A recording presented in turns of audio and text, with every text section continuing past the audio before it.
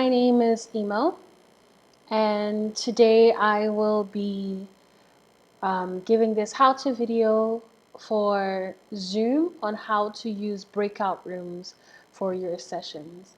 So let's get started. The first thing that I'm going to ask you to do is go into your Zoom account through the web browser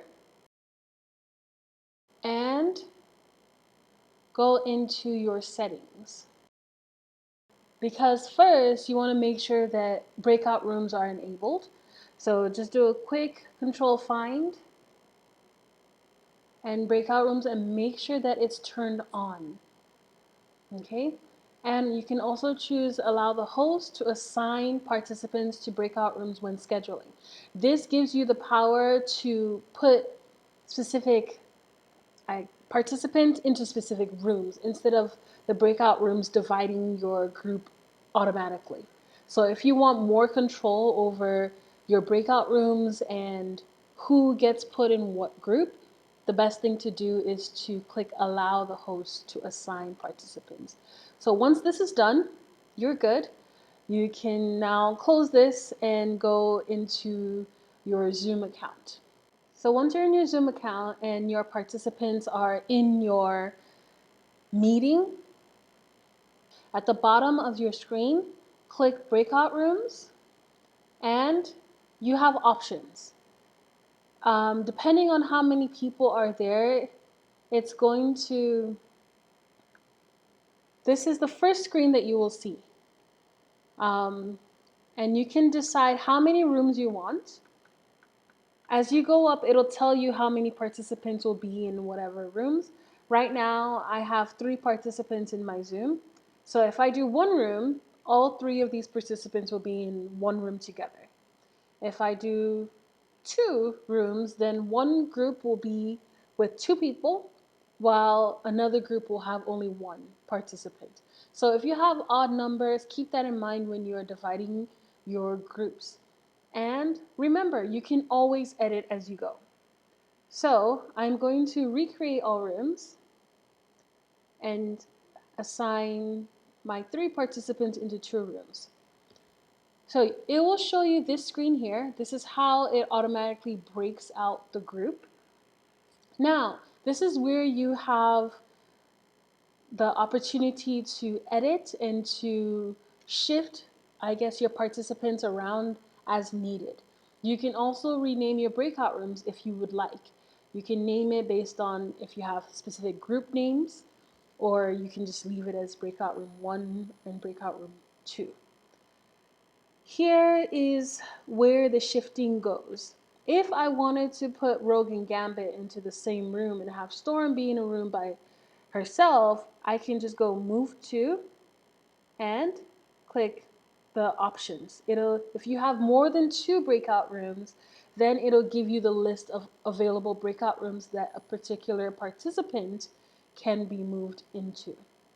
So you can go ahead and move to breakout room 2. Now we have Rogue and Gambit in one room, and we have Storm by herself in another room. If you like, you can even move Storm into breakout room 2, and now you have no one in breakout room number 1, and you have all 3 participants in breakout room 2. So if you have students that are filtering in late and you just kind of want to get your group for the students who are there or participants who are there early into one group, you can do that and have them be in one group, and as students come in, you can assign them into the empty breakout room or have them join a room that is already started. Some other things to consider is if you want to have participants in one room all together automatically, you can click that as an option. If you want to have a timed breakout room that'll automatically close after a certain time, you can do that and set the timer. And when you are calling your group back into the main Zoom room, you can set how much time you want to give them to return back to the main room. You can give 10 seconds. If you do 10 seconds, then when they are in the breakout room and you call them back and it'll say close breakout rooms, they will have 10 seconds before it automatically moves them back into the main room. So that is up to you depending on how talkative your group is and how, if they may need more time to wrap up, how much time you gave them, whether you gave them very little time so that way the conversation may not be done. You can give them more time to wrap up or less time to wrap up. So I'm going to move my participants into a room now, just so you can see what that looks like. I'm going to move Storm back into group 1. Okay, and open all rooms. Once the rooms are open, your participants will need to accept in order to join. If not, it'll stay gray to show that they have not joined. So I'm going to join from my other devices. And once they've joined, it'll let you know who is in a room and who is not. And as they join, they will leave your group room.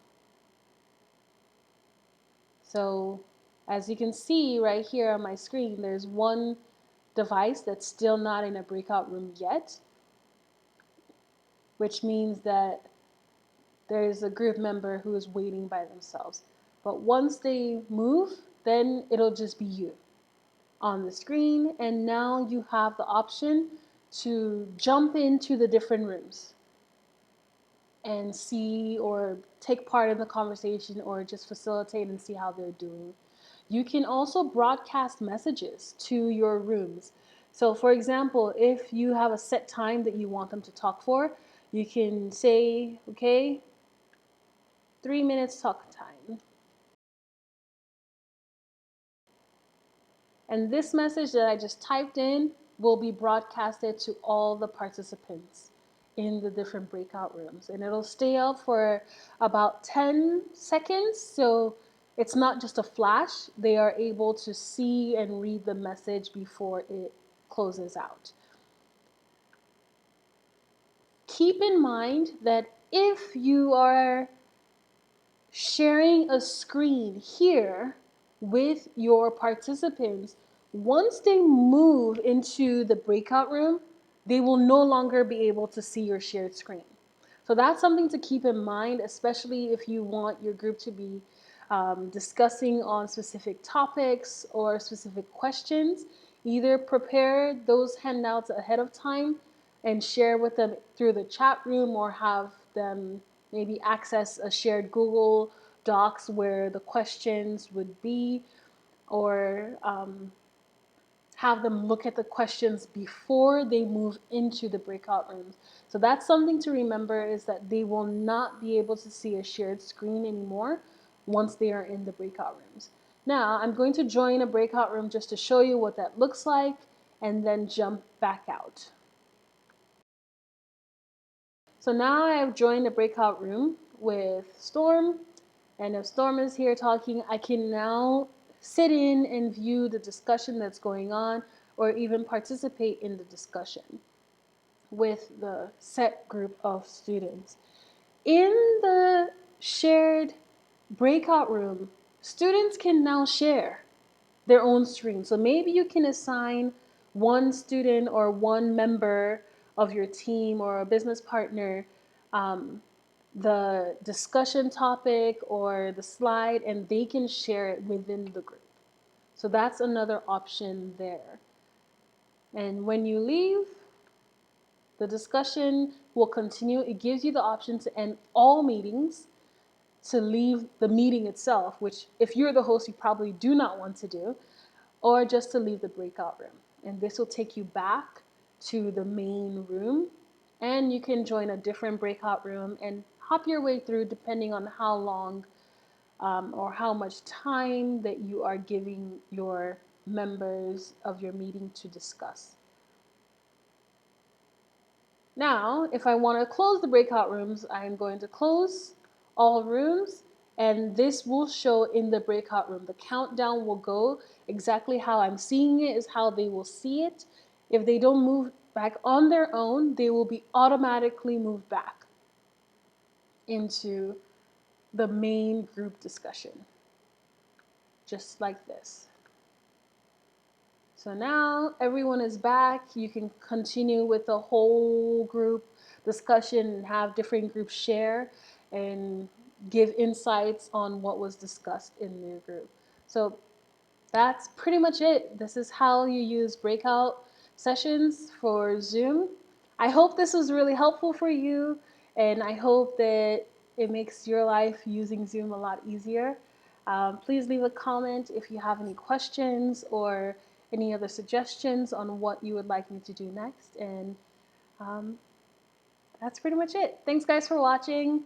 If you like this video or any other video I've posted, feel free to like and subscribe, and I will try my best to stay updated and add more videos as they come in through requests or as things get updated with Zoom.